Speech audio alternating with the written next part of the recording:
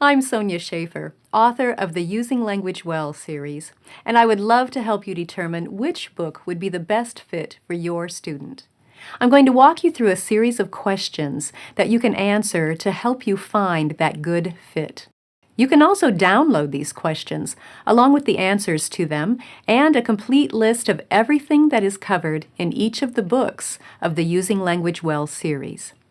First, let's look at book number 1.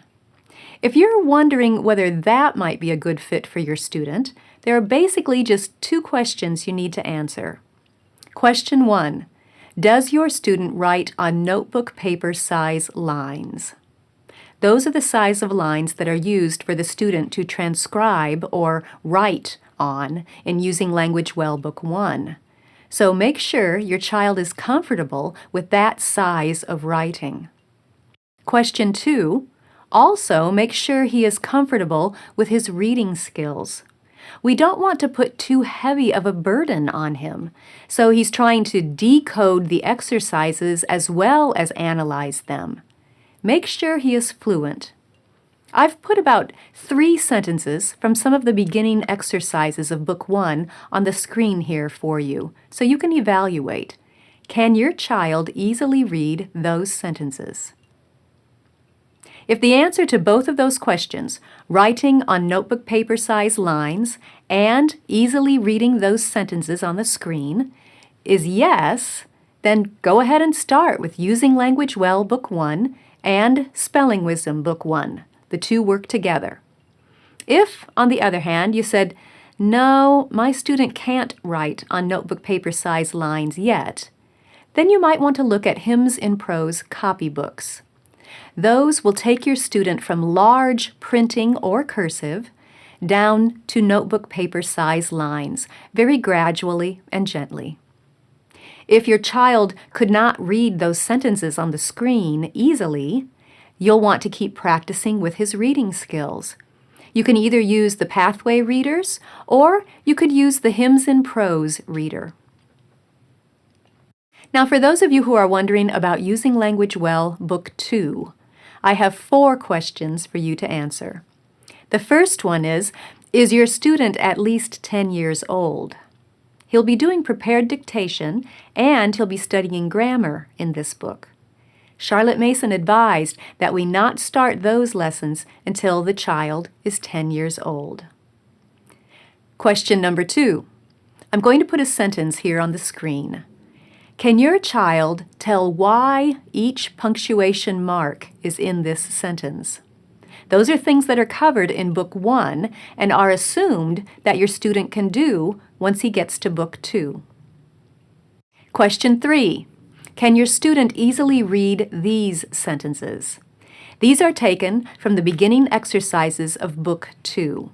Again, we don't want your students struggling with decoding the words as well as figuring out the parts of speech. So have your student read these sentences and see if he can read them easily. Question 4. Look at those same sentences and think to yourself, how many words would my student not know how to spell already? If he knows how to spell most of them, let's say no more than 3 or 4 words he would need to study in each sentence, then Book 2 will probably be a good fit. If you answered yes, your child is at least 10 years old, he can give you all of those punctuation marks and the reason that each one is in that sentence. He can easily read those other sentences, and he knows how to spell most of the words in them. Then go ahead and start with Using Language Well Book 2, paired with Spelling Wisdom Book 2. If, however, you answered no to those questions, then go back and look at the requirements for Book 1 and see if that would be a better fit for your student. For Book 3, I have 4 questions for you to answer. The first one is, can your student explain what a subject and a predicate are? Second question, here is a list of parts of speech.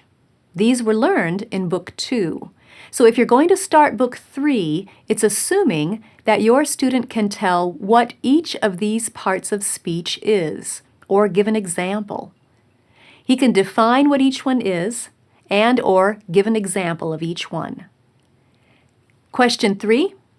In Book 3, your student will do a lot of parsing with those parts of speech, which is just notating which part of speech each word is in a sentence. So, here's a sentence. Can your student parse it? Can he tell what part of speech each word in that sentence is? Now only do the italicized words. Those very last 3 words, known as habit, don't worry about those. Just do the first part of the sentence before that comma. Can your student identify the parts of speech in that sentence? And then question number 4. Here are some sentences from the beginning exercises of Book 3. Would your student know how to spell most of those words? 3 or 4 unknown spellings is your sweet spot. If there are more than 3 or 4 words in a sentence that your child would have to study and spell, then this book might be a little too difficult for him at this point. So if you answered yes to those questions, your child does know what a subject and a predicate are, your child can define each of the parts of speech, your child can identify the part of speech of each italicized word in that sentence, and he knows the spelling of most of the words in those other sentences. Only 3 or 4 unknown words per sentence at the most. If you answered yes to those questions, Book 3 would probably be a good fit for your student.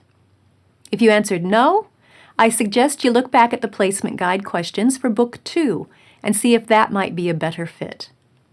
Now, one other thing about Book 3.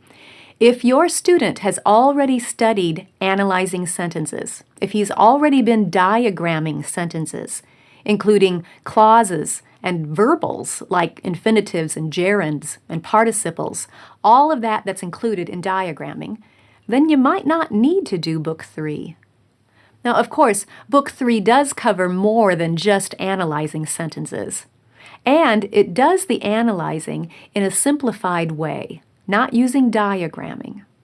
So, Book 3 might make a good supplement or review for a student who has already studied diagramming, but it might not be necessary.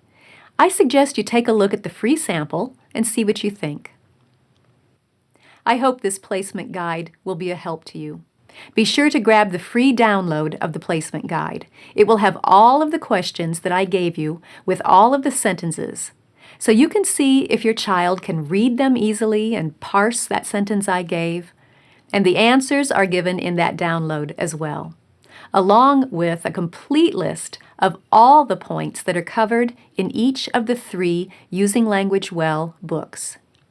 Don't forget, each of the books should last you for 2 years. If you do 2 lessons a week, as suggested, each book will last 2 full school years. I hope that these books serve you well as you help your student continue to grow in the art of using language well.